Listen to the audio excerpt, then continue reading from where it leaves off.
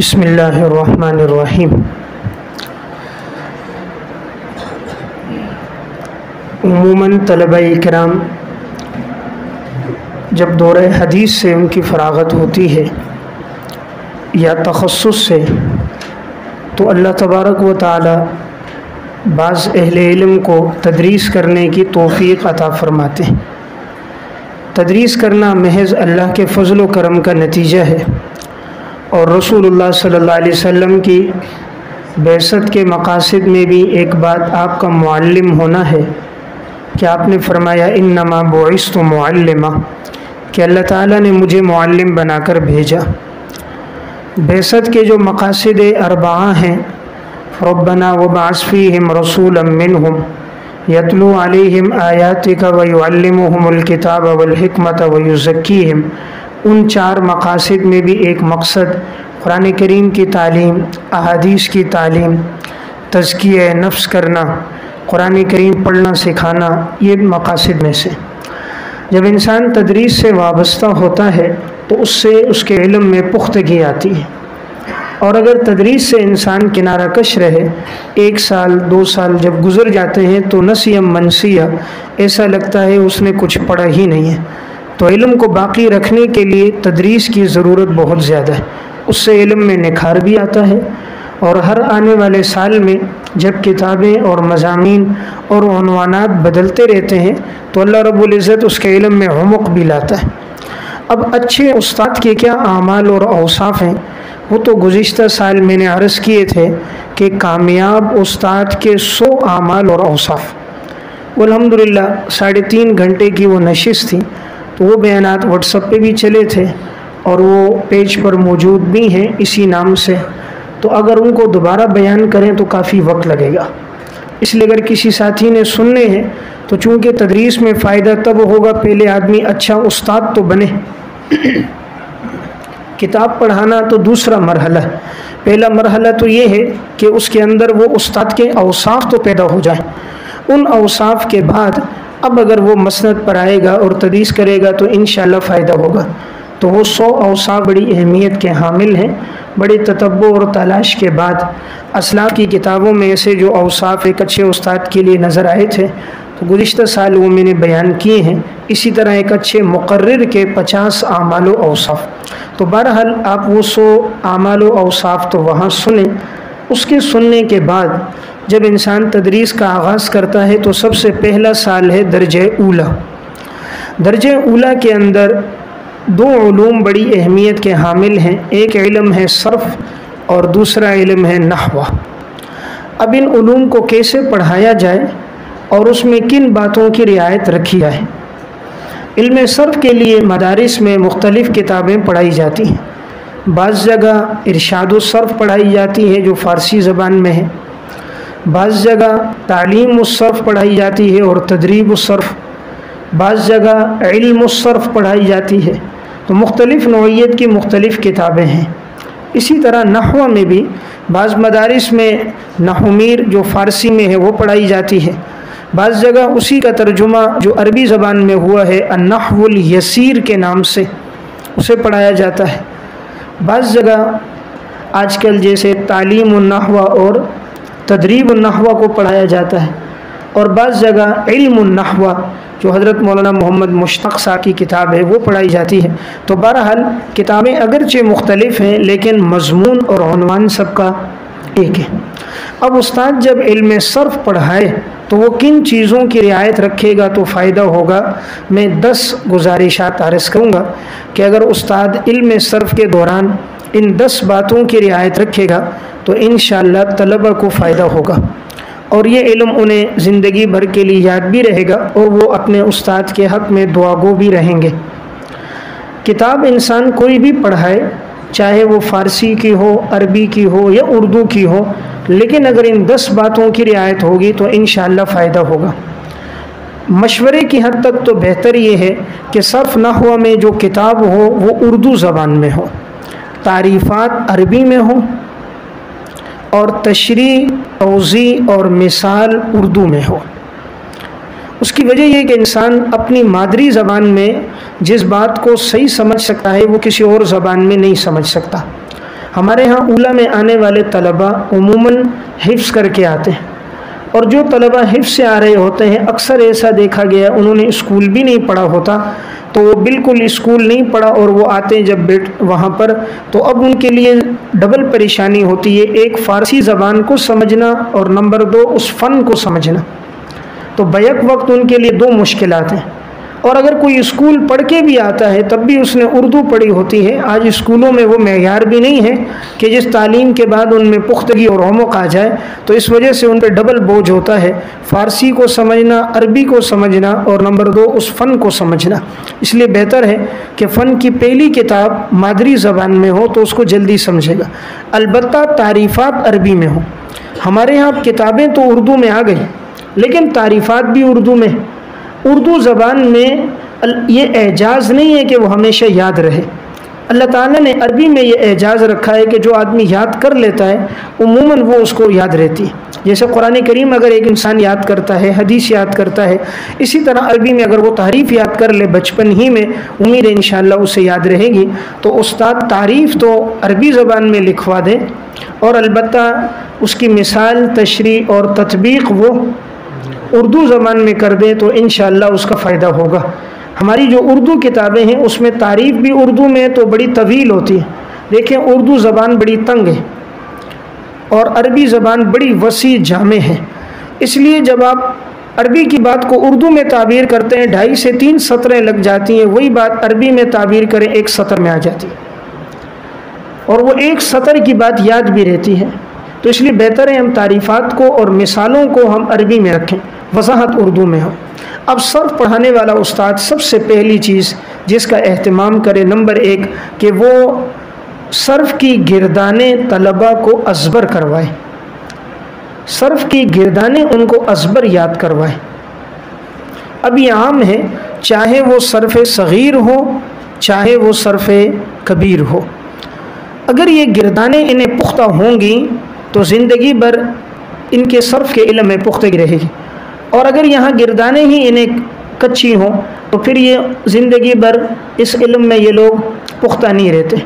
इसलिए ज़्यादा कोशिश हो कि वो एक सांस के अंदर पूरी सर्फ़ सग़ीर सुना दे, सर्फ़ कबीर हो एक सांस में पूरी सुना दे, और अगर उसे शुरू किया जाए ज़रबा यज़रिबू से तब भी सुना दे, और ऐसी भी महारत हो जाए कि अगर वो आखिर मुतकल्लिम से शुरू करे तब भी वो माजी पे पहुँच जाए।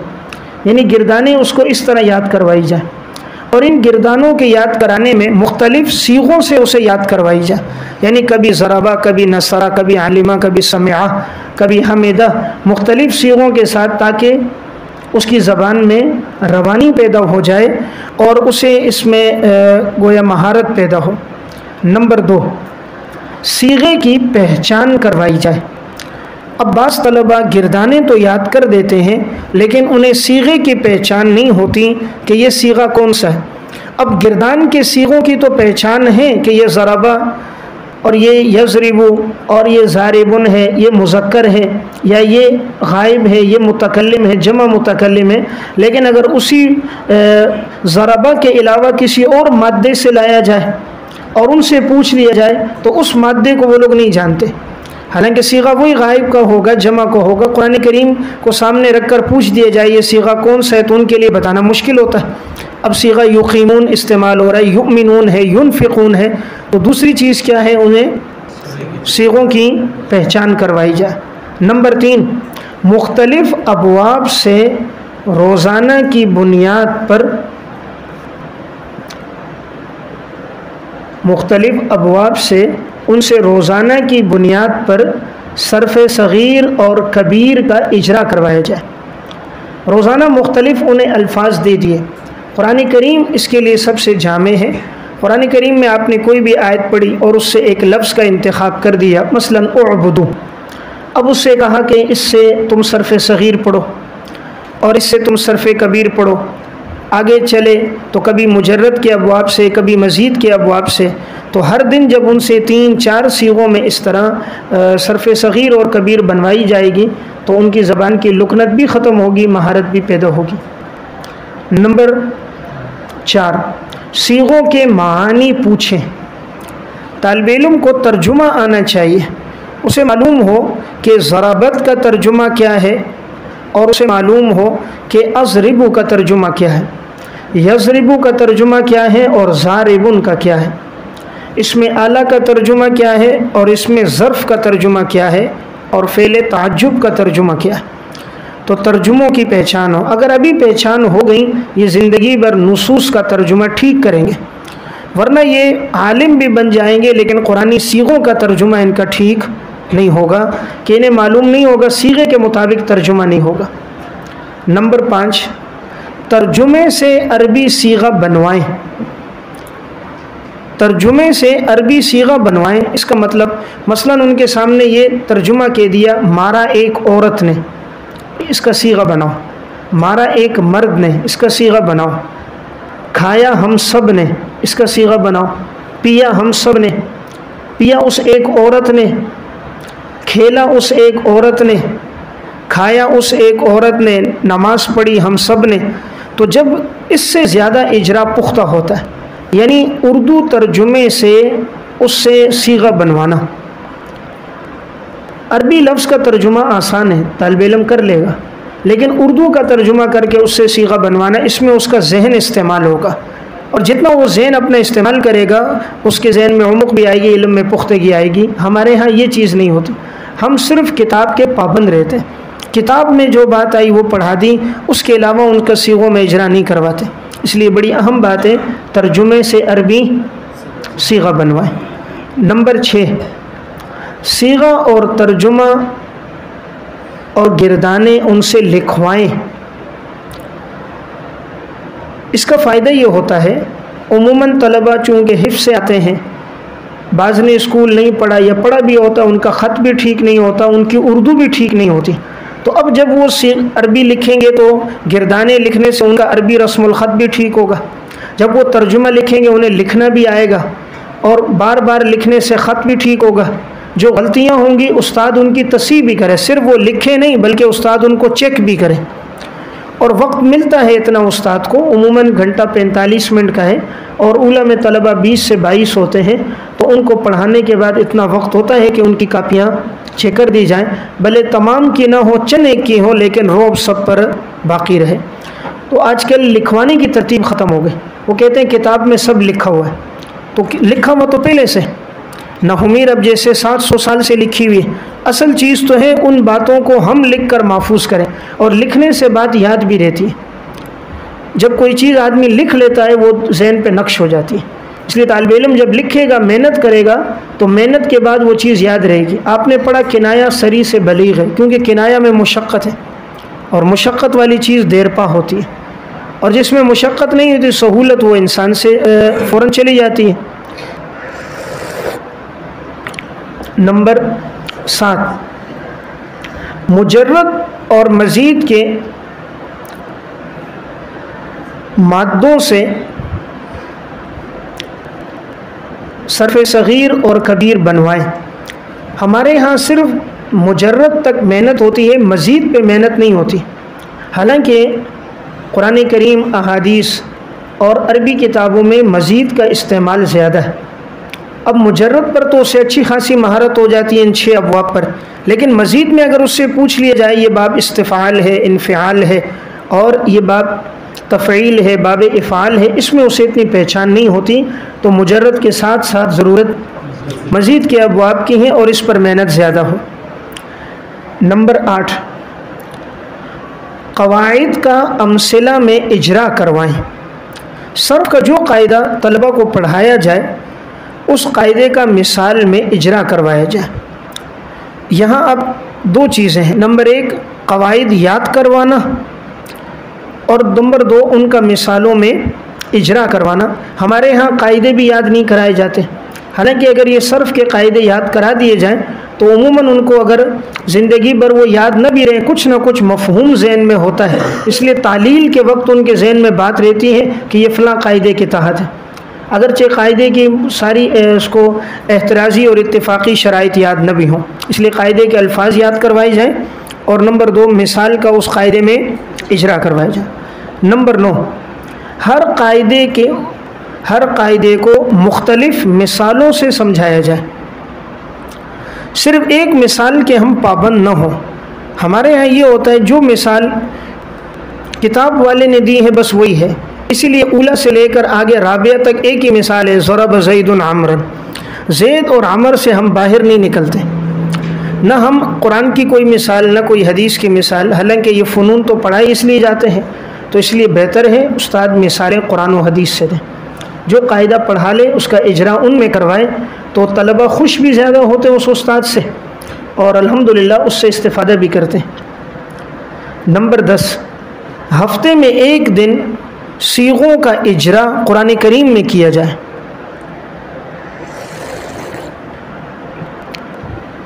हफ्ते में एक दिन सीगों का इजरा कुरान में किया जाए। अब मसलन कुरान करीम आपने शुरू से खोल दिया, अब आपने पढ़ा वहाँ पर लफ्ज़ आया युमिनूना, पूछ भाई ये कौन से बाब से कौन सा सीगा है? मुत्तकीना किस बाब से है? युकीमूना किस बाब से? युनफिकूना, ये आम फाहम सीगा तलबा बताएंगे और इस पर बड़े खुश होंगे कि आज हमारा इजरा कुरान से हुआ और हमने बताया। एक दिन अगर उन्हें नहीं आएगा, 2 दिन नहीं आएगा, अगले दिन आप देखेंगे उनकी ज़बान खुद चलेगी और उन्हें समझ आ जाएगी। इब्तिदा में चलाना मुश्किल होता है, बाद में तलबा ज़हीन बहुत होते हैं। एक दफ़ा की तालील हो जाए, हमेशा उस तरह के मादे की तालीलें उनके जहन में होती। ये 10 चीज़ें तो मैंने अर्ज़ कर दी कि ये उस्ताद अपने यानी पढ़ाते वक्त तदरीस में रखें। इसके साथ एक अहम चीज़ है, हर तालिब इल्म से उस्ताद सीगे में 6 बातों का सवाल करे। जब वो सर्फ पढ़ा रहा है तो तालिब इल्म से 6 बातों का सवाल करे। नंबर 1, जब भी कोई सीगा सामने आए, अब मसलन कुरान में आया युकीमूना, पहला सवाल ये सीगा कौन सा है? ये सीगा कौन सा है? नंबर 2, बाप कौन सा है? पहले तो सीगा कि ये मुफरद का है, तस्निया का है, जमा का है, मुज़क्कर का है, मुअन्नस का है, मुतकल्लिम का है, ये मालूम हो।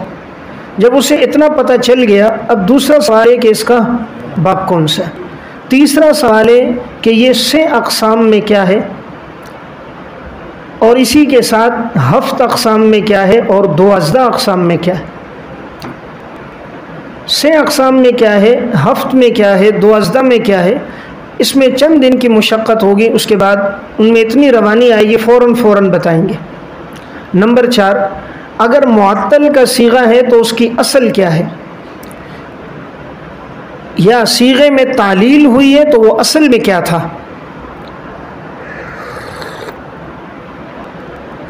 नंबर 5, सीगे में जारी होने वाले कानून का तज़किरा और उसका इजरा, यानी उससे पूछा जाए इस सीगे में कौन सा कानून जारी हुआ, तालील जो हुई है किस कानून के तहत हुई है। तो अगर एक दफ़ा नहीं बता सकेगा, आइंदा दफ़ा में बताएगा। तो सीगों में जो तालील हुई है उसमें कानून नंबर फ़लाँ का कानून जारी हुआ और ये उसमें तालील हुई। और नंबर 6, सीगों और गिरदानों का तर्जुमा उससे पूछा जाए कि इस सीगे का क्या तर्जुमा है। ये 6 सवाल अगर तालिब इल्म से होंगे पढ़ाते वक्त, ये तब जब आदमी एक किताब मुकम्मल कर लेता है, गिरदाने पढ़ा दिए, कवाइद पढ़ा दिए, अब जब हर बात में ये 6 का सवाल होगा, तालिब इल्म सर्फ में पुख्ता होगा। इसके साथ साथ उन्हें ख़ासियात अबवाब भी बताई जाए। ख़ासियात का भी बड़ा एहतमाम है, उमूमन अरबी नुसूस में उसका लिहाज रखा जाता है। बाब तफ़ईल है, बाब इफ़ाल है, हर एक की ख़ासियत है और सीगों में उसका तज़किरा होता है। तो ख़ासियत अबवाब की तरफ हमारे यहाँ एहतमाम नहीं होता। फ़ुसूल अकबरी पहले पढ़ाई जाती थी, वो भी बराए नाम है, और अब भी जो किताब है उसका सिर्फ महज़ तर्जुमा होता है, इजरा नहीं करवाया जाता। इसके साथ एक अहम बात यह है कि मुजर्रद, मज़ीद, महमूज़, मुज़ाफ़ और मुअत्तल के क़वाइद इन्हें ज़बानी याद करवाए जाए। उमूमन देखा यह गया कि ये क़वाइद इन्हें याद नहीं होते।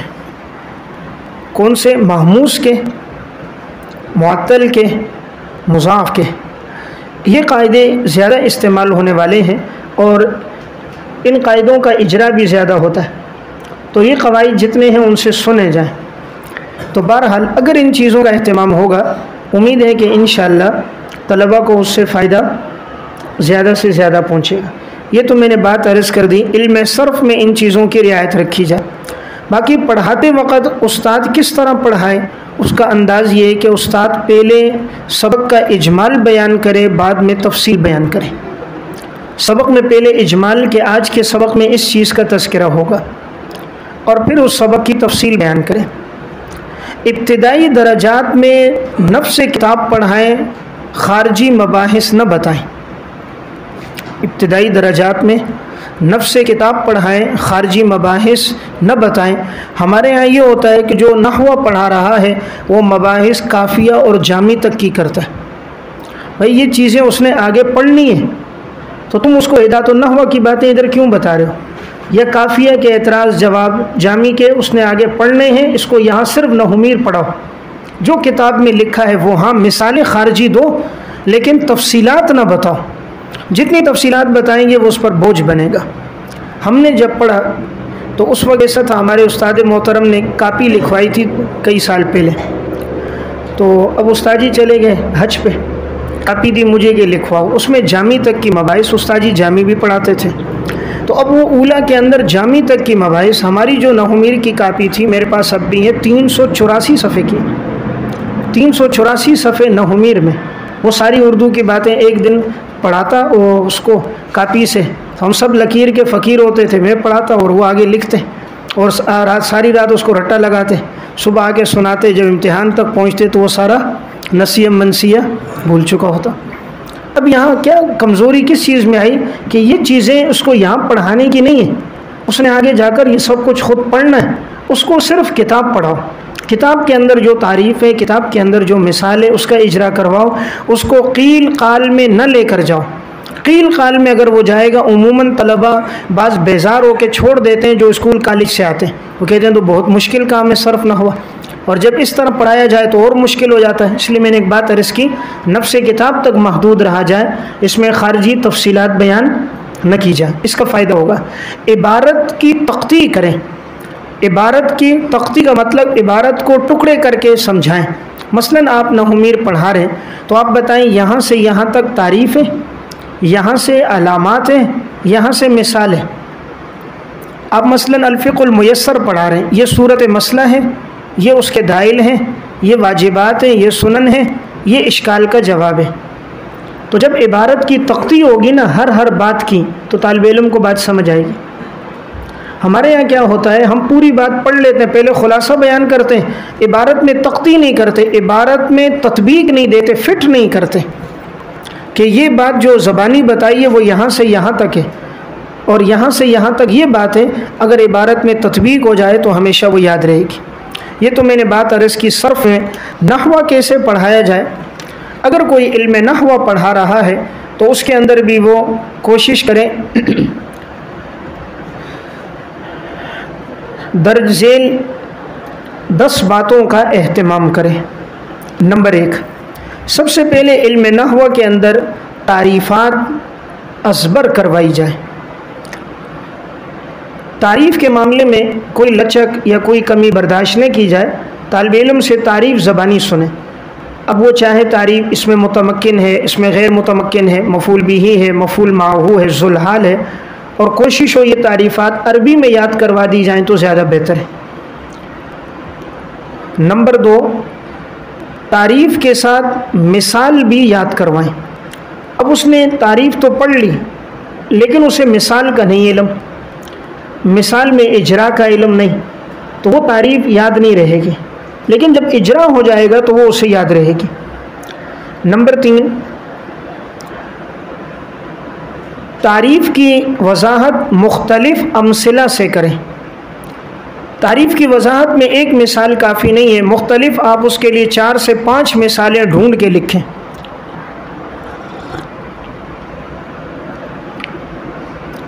नंबर 4, कसीरुल इस्तेमाल इस्तिलाहात और क़वाइद पे ज़्यादा ज़ोर दें। कसीरुल इस्तेमाल इस्तिलाहात और क़वाइद पर ज़्यादा ज़ोर दें। अब जैसे मफ़ूल बिही, मफ़ूल माहू, ज़ुलहाल, तमीज़, मुस्तस्ना, मुत्तसिल, मुनक़ते, ये चीज़ें ज़्यादा इस्तेमाल होने वाली, तो जो ज़्यादा जिनका वक़ू है उनकी अहमियत भी ज़्यादा है, इसलिए उन पर ज़ोर ज़्यादा दिया जाए। नंबर 5, इसमें मुतमक्किन की 16 किस्में एराब के साथ पुख्ता करवाई जाए। देखें, इल्म नहव की बुनियाद दो चीज़ें हैं, इसमें मुतमक्किन और इसमें गैर मुतमक्किन। गैर मुतमक्किन की 8 किस्में, मुतमक्किन की 16 किस्में। जब ये पुख्ता हो जाती हैं तो गोया उसको इल्म नहव याद हो जाता है। इसलिए ये 16 किस्में और 16 किस्मों का एराब हर एक को याद हो। किसी भी वक्त पूछे इसमें मनकूस का एराब, फ़ौरन बता दे। मनकूस की तारीफ़ और मिसाल फ़ौरन वो बता दे। नंबर 6, इसमें गैर मुतमक्किन की 8 किस्में और उनका एराब और अमसिला उसे ज़बानी याद करवाई जाए।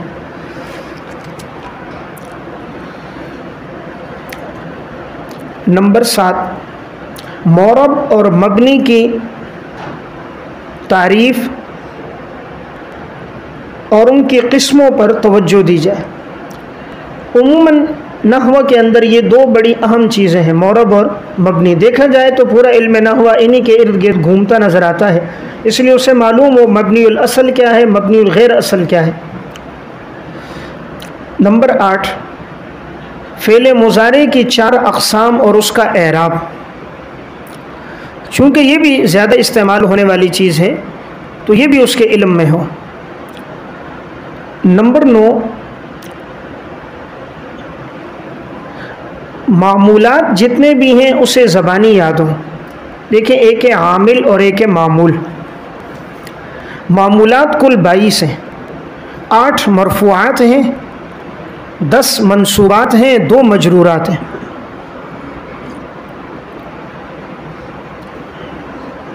उसे मालूम हो कि ये 22 कौन कौन से मामूलात हैं।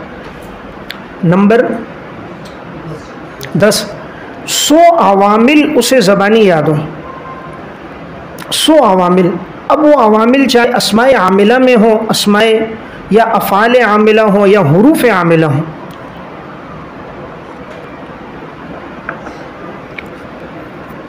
नंबर 11, तवाबे और उसकी अक़साम का एराब।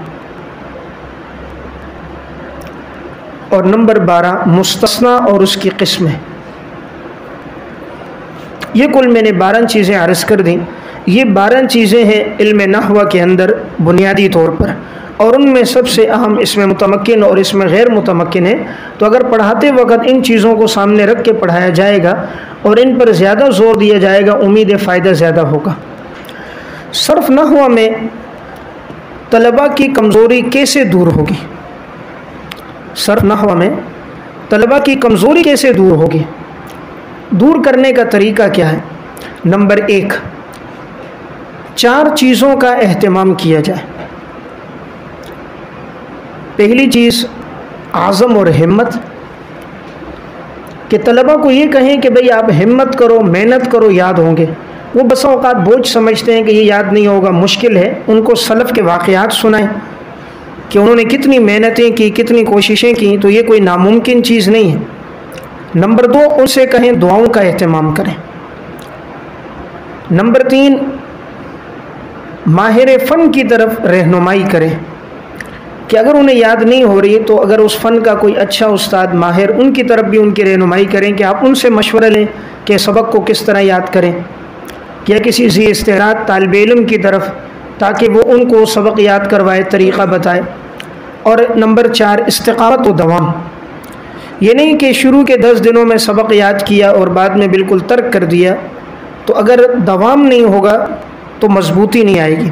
तो पहली बात मैंने अर्ज़ की है, सर्फ नहव की कमज़ोरी कैसे दूर होगी? पहली बात है 4 चीज़ों का एहतमाम। नंबर 2, दूसरी चीज़ है तारीफ़ात असबर हो। तारीफ़ात अगर असबर होंगी तो कभी भी कमज़ोरी नहीं आएगी। कमज़ोरी की बुनियादी वजह क्या है? हमें तारीफ़ और मिसाल याद नहीं होती। जिसे तारीफ़ात याद होंगी वो कभी भी सर्फ नहव में कमज़ोर नहीं होगा। नंबर 3, तमरीन पर खुसूसी तवज्जो दी जाए।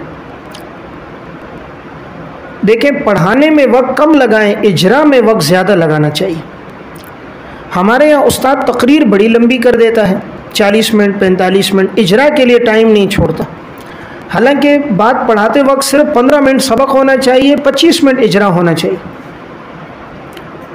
यानी इजरा में वक्त ज़्यादा लगाएंगे तो उसकी कमज़ोरी दूर होगी। सिर्फ अगर उसको रट्टा लगाने तक ही महदूद रखा तो वो लगा लेगा लेकिन कमज़ोरी दूर नहीं होगी।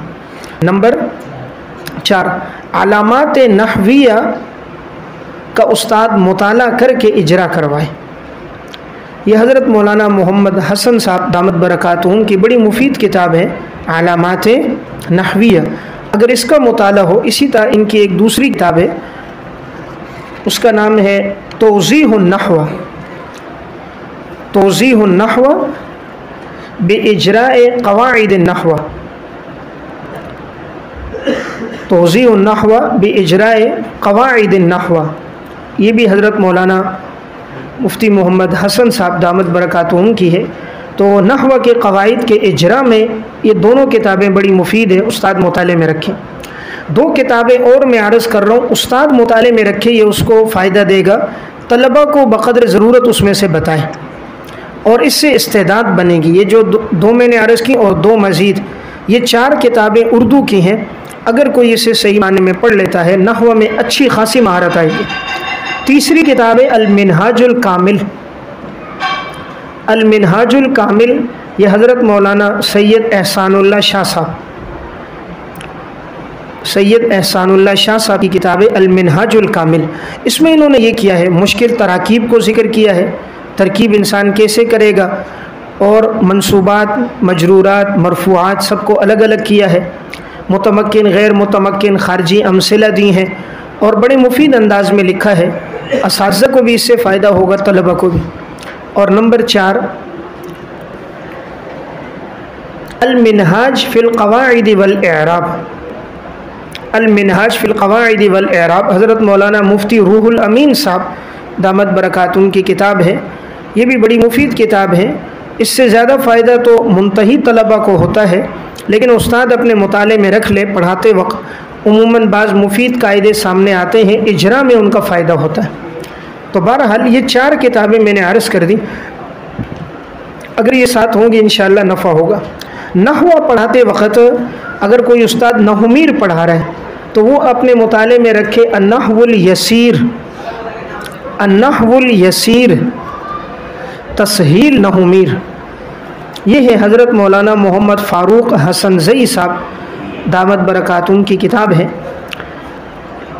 इन्होंने नहुमीर जो फ़ारसी की है उसे सहल अरबी में की है, अन्नहवुल यसीर तस्हील नहुमीर के नाम से। और इसमें इजरा भी रखा है, अमसिला भी हैं, सवाल जवाब भी हैं।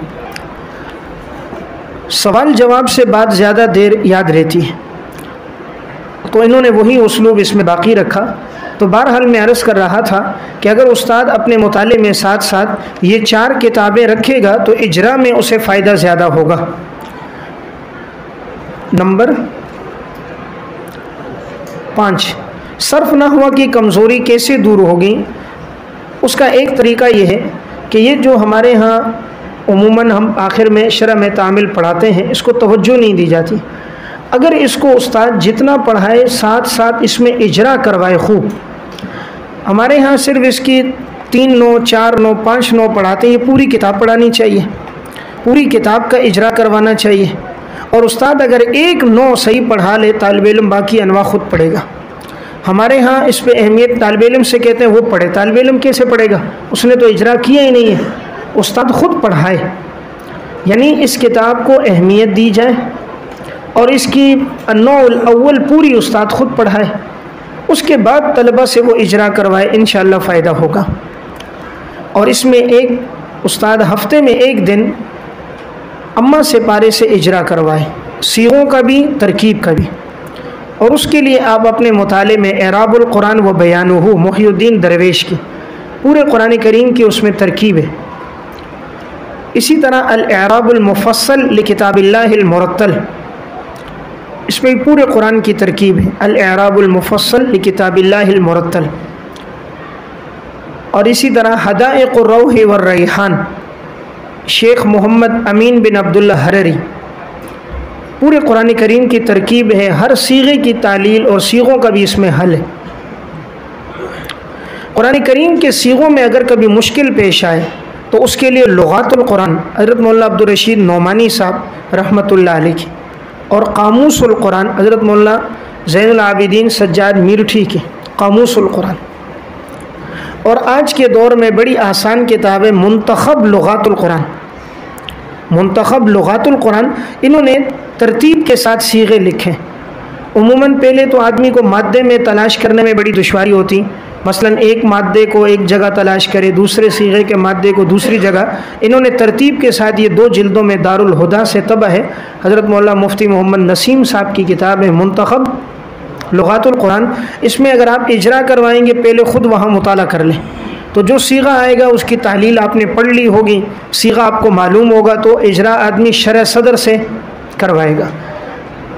कभी भी ऐसी जगह से इजरा न करवाएं जहाँ ख़ुद आप मुतमईन न हो।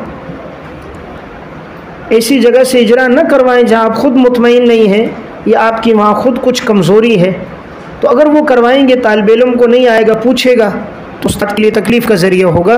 इसलिए बेहतर है वो पहले इसमें ख़ुद अपना इजरा कर दे, तो उससे फ़ायदा ही होगा, उसके लिए सहूलत बाकी रहेगी। इसी तरह अब कुरान करीम में कि जो भी सीगा आ रहा है, इसकी अगर तालील आपने तफसीलन पढ़नी है, एक है मोहम्मद अली सन्स और उनकी किताब है अनवारुल बयान फ़ी हल्ल लुगातिल कुरान, 4 जिल्दों में, बहुत मुफीद किताब है। इसने हर सीगे की तालील, सीगे का हल, मुजर्रद, मज़ीद में माना, माज़ूफ़, अल्फाज सब लिखे। आलिमाना किताब है अनवारुल बयान फ़ी हल्ल लुगातिल कुरान। अनवारुल बयान फ़ी हल्ल लुगातिल कुरान 4 जिल्दों में है। तो अगर इसे मुताले में रखेंगे, कुरानी सीगों में और तरकीब में महारत पैदा होगी। तो ये मैंने बात आई अर्ज़ कर दी कि अगर उनमें महारत पैदा करनी है तो इससे दूर होगी। और एक इसके साथ तालिब इल्मों से मायूसी ख़त्म की जाए। उमूमन एक मायूसी, हमें सर्फ नहवा नहीं आता या हम कमज़ोर हैं, तो इब्तिदा में तो कमज़ोरी होती है, लेकिन जब वो राबिया खामसा तक पहुँचेंगे इंशाअल्लाह दूर हो जाएंगे। अब वो समझते नहीं आ रही, या वो मदरसा छोड़ देते हैं या फ़न को मुश्किल समझकर आइंदा सालों में मेहनत नहीं करते। उनका ज़हन बनाया जाए, नहीं समझ आ रही कोई बात नहीं, आप पढ़ते रहो, इंशाअल्लाह आगे समझ आएगी। और बसा औक़ात तालिब इल्मी के दौर में भी ना आए, इंसान जब मुदर्रिस बनता है, पढ़ाने लगता है, ख़ुद समझ आ जाता है। इसलिए अगर कमज़ोर भी हो इस फ़न में, तो ये नहीं कि आदमी तदरीस को छोड़ दे कि यार मैं सर्फ नहवा में कमज़ोर हूँ। जब आप पढ़ाएंगे तो आपके सामने उलमा बैठे हुए नहीं होंगे। कौन होंगे? उला के तलबा होंगे ना, उन्होंने पहले कुछ पढ़ा नहीं है कि आपके लिए मुश्किल हो रहा, तो आपके सामने उला का तालिब इल्म बैठा होगा, इसलिए कुछ कमज़ोरी हो भी तो वो दूर हो जाएगी। पढ़ाते वक़्त मुतअद्दिद शुरूहात और हवाइशी मुताले में रखें। उमूमन हर शरअ का उसलूब अलग अलग होता है, तो इसलिए हर शारे कोई ना कोई नई बात, नया नुक्ता बयान कर देता है। उमूमन मुताखिरीन की शुरूहात ज़्यादा जामे होती हैं, क्योंकि वो पहले वाली तमाम शुरू से इस्तेफ़ादा करके लिखते हैं, तो इसमें मिसालें, वजाहत उनमें ज़्यादा मिल जाती है, तो उनसे आप इस्तेफ़ादा करें। लेकिन अपने आप को शरअ का पाबंद न करें। ये नहीं जो कुछ शरअ में आया वो सब बयान करें। मुताला ज़रूर करें, लेकिन बात इतनी करें जो उनके लिए मुफीद हो, उनकी अक़लों के मुताबिक हो। कल्लिमुन्नास अला क़द्रि उक़ूलिहिम। अब ये नहीं शरअ में उसने जो लिखा है हम सब बयान करें। मुताला ज़रूर हो, लेकिन बयान उतना किया जाए जितना उनके लिए मुफीद हो, उनके ज़हनी इस्तेदाद के मुताबिक। सबक के बाद उन्हें सवाल का मौका दें, तो उनकी तब ये कमी दूर होगी। अब उनके जहन में कोई इश्काल होता है, उस्ताद मौका नहीं देता, कोई बात उनको नहीं समझ आई, कोई सीगा, कोई तरकीब, उन्हें मौका दे। जब वो पूछेंगे इंशाअल्लाह करीब होंगे। हमारे मदारिस में सवाल और जवाब नहीं है। स्कूल कॉलेज में ना इस्तिफ़ादा ज़्यादा है, तालिब इल्म उस्ताद से पूछते हैं, अगरचे वहाँ बेअदबी है, अल्हम्दुलिल्लाह मदारिस के माहौल में अदब का इतना गलबा है कि वो सवाल करते ही नहीं। अदब इतना गालिब है, नहीं पूछते, उस्ताद भी इजाज़त नहीं देते, तलबा भी नहीं पूछते। इसलिए इस्तिफ़ादा वो ज़िंदगी भर उस्ताद से खारजी भी नहीं कर सकते, किताबी भी नहीं कर सकते। उस्ताद को चाहिए झिझक दूर करें, तालिब इल्म को सवाल करने का मौका दें और सवाल पर उनकी हौसला अफजाई करें। सवाल की 3 किस्में होती हैं। देखें, बाज़ तालिब इल्म सवाल करेंगे अपने आप को नुमायाँ करने के लिए कि ताकि क्लास में हम नुमायाँ हो जाएं, उस्ताद उनको भी जवाब दें। दूसरी किस्म होती है तलबा की, जो सवाल उनको जवाब आता है लेकिन उस्ताद को कभी मसलन आजिज़ करने के लिए, खामोश करने के लिए या अपनी इल्मी बढ़ाई ज़ाहिर करने के लिए करते हैं, उनको भी उस्ताद खामोशी से प्यार से जवाब दें। तीसरा होता है वाकई समझना चाहता है वो नहीं समझा, उसको भी मोहब्बत से जवाब दें। तो उम्मूमन यही 3 किस्में होंगी, लेकिन उस्ताद का रवैया सब के साथ मुसावाना और बराबर हो तो इंशाअल्लाह फ़ायदा होगा। चूँकि दर्जे ऊला में उम्मूमन जिस फ़न पर ज़्यादा मेहनत की जाती है वो इल्म सर्फ़ है और इल्म नहवा है। इन दोनों के बाद तीसरी जो किताब या मज़मून पढ़ाया जाता है वो है अरबी, और इसमें अत-तरीक़तुल असरिया और बाज़ जगह अरबी का मुअल्लिम पढ़ाया जाता है। अब इन दोनों किताबों को जो उस्ताद पढ़ाए तो उस वक़्त वो किन बातों की रियायत रखें तो फ़ायदा ज़्यादा होगा, तो मैं 10 गुजारिशात अर्ज़ करूँगा कि अगर अत-तरीक़तुल असरिया या इसके अलावा कोई भी ऐसी किताब कि जो अरबी अदब के लिए हो और अरबी अल्फाज के ज़ख़ीरे और ताबीरात के लिए हो, तो उनमें अगर इन 10 बातों की रियायत रखी जाएगी तो इंशाअल्लाह उम्मीद है तलबा को फ़ायदा ज़्यादा होगा। नंबर 1, नए अल्फाज याद करवाए जाएं। हर दर्स के दौरान जो अल्फाज नए आए तो उस्ताद मोहतरम उनकी निशानदेही करे कि आज के दर्स में ये अल्फाज नए नए आए हैं, ताकि तलबा अगले दिन वो नए अल्फाज याद करके आए और उस्ताद को सुनाएं। चूँकि ये इनका पहला साल है, अभी इन्होंने इससे पहले कोई किताब अरबी की नहीं पढ़ी, इसलिए अरबी अल्फाज का ज़ख़ीरा इनके पास नहीं है। तो अल्फाज की निशानदेही हो और वो अल्फाज उनसे सुने जाएं। नंबर 2, उर्दू से अरबी वाला हिस्सा खुसूसन उस्ताद खुद सुने। उमूमन तमरीन के अंदर 2 किस्म के सवालात होते हैं। एक सवाल वो होते हैं कि अरबी इबारत का उर्दू में तर्जुमा करना होता है, और एक सवाल इस नौइयत का होता है कि जो उर्दू की इबारत है उसका तर्जुमा अरबी में करना होता है। उर्दू कलिमात को अरबी में बनाना होता है, ये ज़रा मुश्किल है। तर्जुमा तलबा के लिए आसान होता है और ये मुश्किल है, इसलिए उमूमन अगर इसमें उस्ताद तलबा से नहीं सुनेगा तो गफलत होगी और इस वजह से उनकी जो इस्तेदाद बननी थी वो नहीं बनेगी। इस्तेदाद उर्दू से अरबी बनाने में बनती है, और उमूमन सारी तवज्जो हमारे यहाँ अरबी के तर्जुमा सुनने पर होती है, सबक का तर्जुमा सुनने पर होती है, और जो मश्क है उसको नहीं सुना जाता, या सुने भी तो सिर्फ़ अरबी का उर्दू तर्जुमा सुन लेते हैं, उर्दू से अरबी की तरफ तवज्जो कम होती है, हालांकि इस्तेदाद इससे बनेगी। इसलिए उस्ताद ये ख़ुद सुनने का एहतमाम करें। अगर वहाँ 10 जुमले हैं तो हर एक से एक एक जुमला पूछ लें, हर एक का एक एक जुमला उस्ताद पूछे और तालिब इल्म सुना ले, तो हर एक इसको याद करने का एहतमाम करेगा। नंबर 3, सबक में सर्फ नहवा का इबारत में इजरा भी करवाएं। अब जब उस्ताद वो इबारत पढ़ रहा है तो उस दौरान सर्फ़ी नहवी एतबार से भी वो थोड़ा बहुत इजरा करवाता रहे कि ये फ़लाँ सीगा इस्तेमाल हुआ, ये तरकीब में फ़ाइल है, ये तरकीब में मफ़ूल है। तो बैक वक्त उन्हें जहाँ अरबी ग्रामर का फ़ायदा होगा वहाँ उन्हें किताब ठीक से समझ आएगी और सर्फ नहवा का इजरा भी हो जाएगा। मुकम्मल तरकीब की ज़रूरत नहीं है, ना ही वो तरकीब की किताब है और ना उससे तरकीब समझाना मकसूद है, लेकिन अगर मोटी मोटी बुनियादी बातें फ़ाइल मफ़ूल और हाल जुलहाल के एतबार से आ जाएं तो तालिब इल्म का इजरा भी साथ साथ होगा, तो फ़न भी समझ आएगा और नए अल्फाज का ज़ख़ीरा भी। नंबर 4, तमरीनों को लिखवाएं और चेक करें। उमूमन देखने में आता है कि जो तमरीनें और मश्क होती हैं उसे लिखवाया नहीं जाता, या लिखवाया जाए भी तो साल के आगाज़ में एहतमाम होता है, दरमियान और आखिर में नहीं होता। ये एहतमाम शुरू से आखिर तक चले। इसके 3 फ़ायदे होंगे। पहला फ़ायदा इसका ये होगा कि तालिब इल्म का ख़त ठीक हो जाएगा।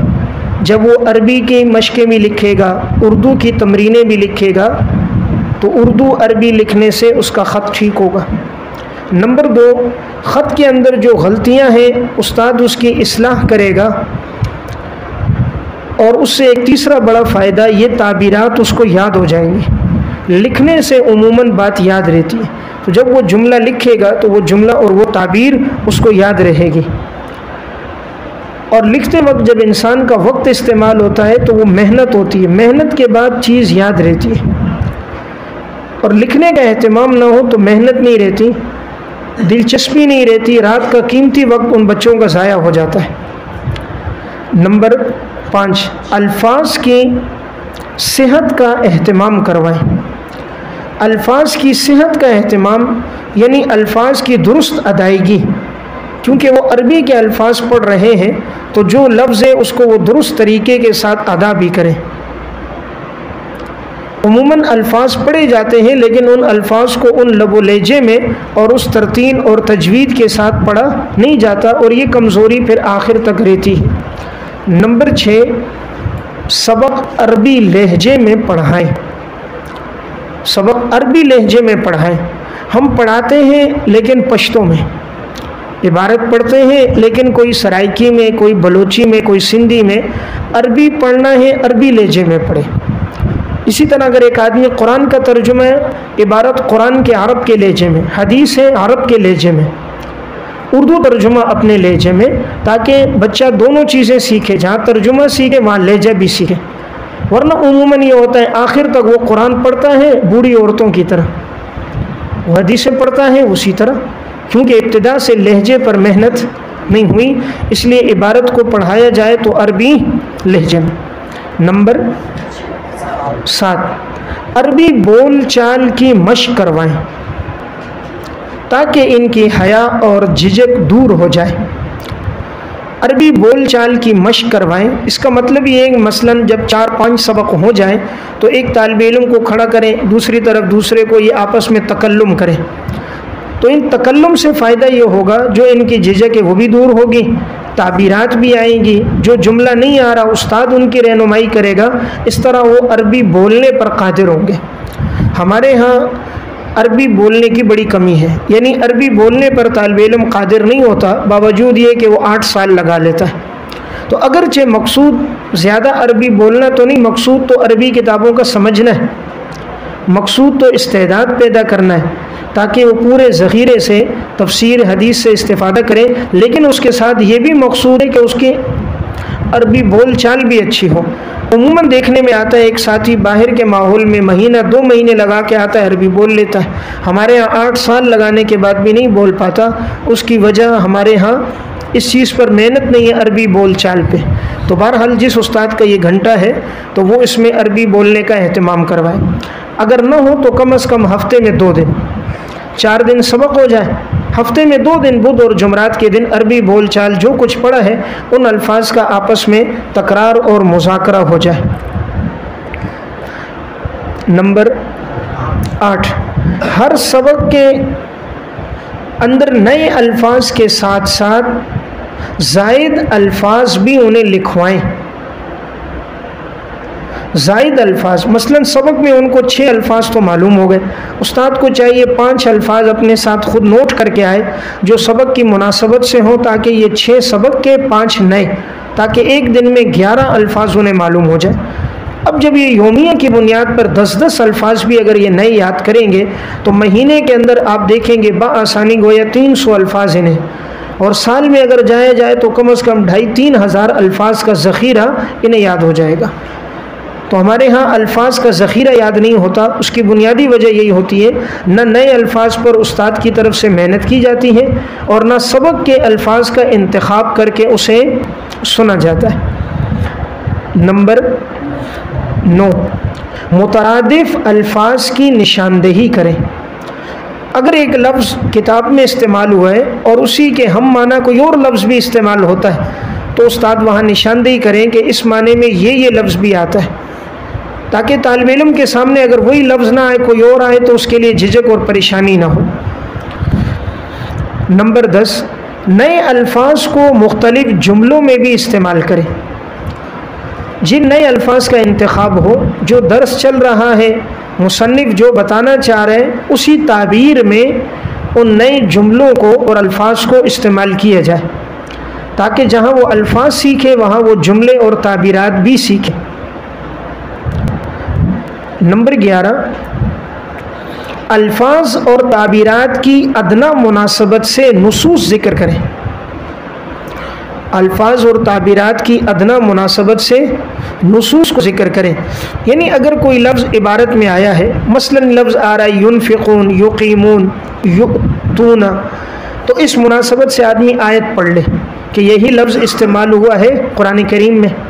वही लफ्ज़ अगर हदीस में इस्तेमाल हुआ है, हदीस पढ़ ले, ताकि तलबा की बुनियाद ही उनकी ऐसी बन जाए कि वो इस्तिशहाद में नुसूस पढ़ा करें और वो तर्जुमा उन्हें याद रहेगा कि यार ये लफ्ज़ तो कुरान में भी इस्तेमाल हुआ है। इस तरह उनकी कुरान करीम के साथ मुनासबत शुरू होगी, हदीस के साथ मुनासबत होगी।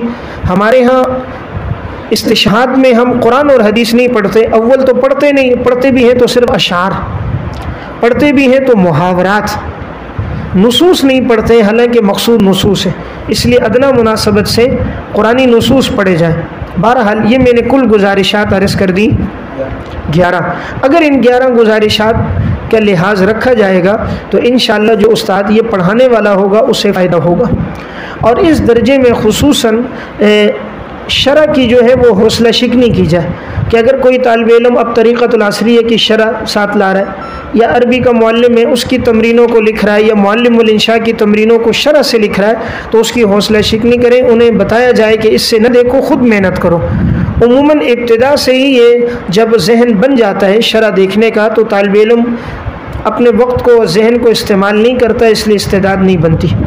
तो लिखने वालों को भी अल्लाह हिदायत दें, जब एक तरीक़तुल असरिया की शरअ लिखने का या तयसीरुल मंतिक का और या नहमीर का, इस तरह की दीगर किताबों का जो नहायत आम फहम और सहल, इनकी शरअ की ज़रूरत ही नहीं है। उमूमन सब चीज़ों को इस तरह हल कर दिया जाता है, अब तलबा मेहनत ही नहीं करते। अब अन्नहुल मुयस्सर है, अल्फ़िक़ुल मुयस्सर है, अन्नहुल यसीर है, इन सब की भी शरह छपी हुई हैं, तो उसका बहरहाल नुकसान रहता है। तो बहरहाल हौसला शिकनी की जाए, तालिब इल्म को उभारा जाए इस पर कि वो ख़ुद से मेहनत करे। इसके अलावा चौथी जो चीज़ उला में पढ़ाई जाती है बाज़ मदारिस में, वो जमालुल कुरान है। जमालुल कुरान का मकसूद चूँकि तजवीद है, इसमें बेहतर ये है कि उन्हें नंबर 1 जो इस्तिलाहात हैं वो याद करवाई जाए, जो भी तारीफ़ और इस्तिलाह इस्तेमाल हुई है वो तलबा से अगले दिन सुनी जाए। नंबर 2 जिस पर ज़्यादा मेहनत की जाए वो है मश्क, कि जो इस्तिलाह वहाँ पड़ी है, गुन्ना, मद है, हुरूफ हल्किया है, उन तमाम को मश्क में इजरा करवाया जाए। हमारे यहाँ पढ़ाया जाता है लेकिन मश्क नहीं कराई जाती, इस वजह से तजवीद ठीक नहीं होती। हम तजवीद की किताबें तो पढ़ लेते हैं, जमालुल कुरान भी पढ़ ली, फ़वाइद मक्किया भी पढ़ ली, जज़री भी पढ़ ली, और बाज़ तो 6-6 साल भी पढ़ लेते हैं, लेकिन अमली मैदान में जब कदम रखते हैं तो उनकी बड़ी गलतियाँ होती हैं। इसलिए उस्ताद हफ्ते में 2 दिन कम अज़ कम मश्क करवाए कि जितना उन्होंने पढ़ा है वो तलबा से उसमें मश्क करवाए, उनका इजरा करवाए। नंबर 3 मुमकिन हो तो अरब के मारूफ कुर्रा की तिलावत उन्हें सुनवाए कि उस लहजे में वो पढ़े। अरब के मारूफ कुर्रा जो ज़्यादा अच्छा पढ़ने वाले हैं मुख्तलिफ़ लहजों में, बस औक़ात अगर क्लास में सुना दी जाए या उनकी रहनुमाई कर दी जाए, उससे ये होगा कि अरब के लहजे में पढ़ने से एक तो वो लहजा सीखेंगे और उन्हें और मद की सही मश्क सीखेंगे और कुरान से उनका एक ताल्लुक़ पैदा होगा, फिर वो मज़ीद मेहनत करके वो आगे भी बढ़ेंगे। उला के अंदर इसके अलावा तो कोई अल्फ़िक़ुल मुयस्सर या नूरुल ईज़ा बाज़ जगह ये पढ़ाई जाती हैं, ये दोनों किताबें भी बड़ी सहल हैं। अल्फ़िक़ुल मुयस्सर इंतहाई आसान किताब है और इस किताब में तमाम चीज़ें किताब के अंदर मौजूद हैं, उस्ताद को कोई ख़ारजी मेहनत नहीं करनी पड़ती। इस किताब को पढ़ाते वक्त उस्ताद 3 बातों की रियायत रखें। नंबर 1 हर लफ्ज़ का तर्जुमा करें और फिर बामुहावरा तर्जुमा भी करें। उमूमन चूँकि ये पहला साल है, सिर्फ़ अगर बामुहावरा तर्जुमा होगा, लफ्ज़ी नहीं होगा, तो किताब की इबारत हल नहीं होगी। नंबर 2 सूरत मसला बताकर फिर उसकी वजाहत करे। सूरत मसला मसलन ये मसले में सूरत मसला यूँ है कि अगर एक आदमी रुकू में 3 तस्बीहात की जगह 4 पढ़ ले तो क्या हुक्म है, तो उसको अब जवाब दिया जाए कि ये मसनून है। तो अगर उसने ताक की जगह जुफ्त पढ़ा तो कोई हरज की बात नहीं। फिर सूरत मसला बनाकर कि अगर कोई सूरत फातिहा पढ़ना भूल गया क्या हुक्म है, तो ये इबारत में जवाब है कि भाई वो सजदा सहवा करेगा। अगर वो तकबीर तहरीमा कहना भूल गया क्या हुक्म है, तो जवाब ये है कि ये लाजमी और फ़र्ज़ है, अदायगी नहीं है तो नमाज नहीं है। तो बहरहाल अगर यूँ सवाल का अंदाज़ इख्तियार करके इबारत में उसका जवाब उन्हें बताएंगे, उन्हें याद रहेगा। हम सिर्फ नफ्स से तर्जुमा कर देते हैं, सूरत मसला पहले नहीं बनाते, ये बिल्कुल मुब्तदी तलबा हैं, इसलिए उन्हें याद नहीं रहता। तो सूरत मसला और उसकी वजाहत। नूरुल ईज़ा और अल-फ़िक़्हुल मुयस्सर में फ़ुक़हा के मज़ाहिब और दलाइल न बताएं। अब बाज़ यहीं शुरू हो जाते हैं, इमाम शाफ़ी ने ये कहा, इमाम अबू हनीफ़ा की ये राय है, हालांकि मुसन्निफ़ ने इसको बयान नहीं किया। जब उन हज़रात ने बयान नहीं किया और ये बातें उन्होंने आगे बितफ़सील पढ़नी है, कुदूरी में, विक़ाया में, कंज़ में, तो ऊला में न पढ़ाई जाए। सबक के अंदर जितनी बातें हैं उनका ख़ुलासा अगले दिन सुने। वो किस तरह, मसलन वो बताते हैं नमाज में वज़ू में 4 फ़राइज़ हैं, वज़ू में इतनी सुन्नतें हैं, इतने मुस्तहब्बात हैं, नमाज में इतने फ़राइज़, इतने वाजिबात, इतने मकरूहात, इतने मुफ़सिदात, ये याद करवाएं ज़बानी। देखिए आज आलिम बन जाते हैं, उनसे पूछो नमाज के मकरूहात बताएं, मुस्तहब्बात बताएं, मुफ़सिदात बताएं, उन्हें पता नहीं होता। असल चीज़ वो नहीं जो किताब में, असल चीज़ वो है जो बच्चे के दिलो दिमाग और हाफ़ज़े में। तो ये चीज़ें उसे ज़बानी याद करवाई जाए और अगले दिन इसको सुना भी जाए कि फ़राइज़ कितने हैं बताओ, वाजिबात, मुस्तहब्बात। और इसमें एक कोशिश करेंगे इस तरह की जितनी चीज़ें वो उनको लिखवाएं। सबक का जो ख़ुलासा है ना, वो ख़ुलासा निकाल कर इनको लिखवाएं। उसके 2 फ़ायदे होंगे, तहरीर भी अच्छी होगी, उर्दू लिखना भी आएगी और उर्दू ताबीरात इनकी अच्छी होंगी। उस्ताद लिखवाए, हाँ भाई लिखो वज़ू के 4 फ़राइज़ हैं, वज़ू के अंदर 10 सुन्नतें हैं, नमाज के 15 फ़राइज़ हैं। इस तरह का ये फ़ायदा होगा, तालिबे इल्म को वो बात याद रहेगी और उसका ख़त भी ठीक होगा। इसमें भी अगर वो शरअ इस्तेमाल करे तो हौसला शिकनी की जाए, यहाँ शरअ से उनको रोका जाए। उस्ताद सबक पढ़ाने के बाद क्लास में एक तालिबे इल्म से सबके सामने सबक सुने। उसका ये फ़ायदा होता है, अगर किसी तालिबे इल्म ने गलत बात समझी है तो जब एक तालिबे इल्म पढ़ता है तो सबकी इस्लाह हो जाती है। अगर किसी ने मसले को, तर्जुमे को, मफ़हूम को गलत समझा होता है, उसकी इस्लाह हो जाती है। और दूसरा फ़ायदा ये होता है, तलबा गौर से सुनते हैं कि उस्ताद किसी एक से सुन न ले। और एक फ़ायदा ये है कि अगर सारी क्लास को भी न समझ आया, जिसने सुनाया उसने तो समझ लिया, तो वो बाकी तमाम तलबा की रात को रहनुमाई कर सकता है। अब बसा औक़ात कोई भी बात नहीं समझता, रात को एक दूसरे से पूछते हैं, किसी को पता नहीं, उस्ताद तो घर चले गए, अब वो रहनुमाई किससे लें, उनके लिए मुश्किलात होती हैं। इसलिए उस्ताद गैर अल्लाह अल तायीन किसी एक से सुन ले या किसी ज़हीन तालिबे इल्म से सुन ले। बहरहाल ये गोया कि बुनियादी तौर पर यही 5 चीज़ें होती हैं, सर्फ़ है, नहवा है और बाज़ जगह पर तजवीद है और साथ फ़िक़्ह है।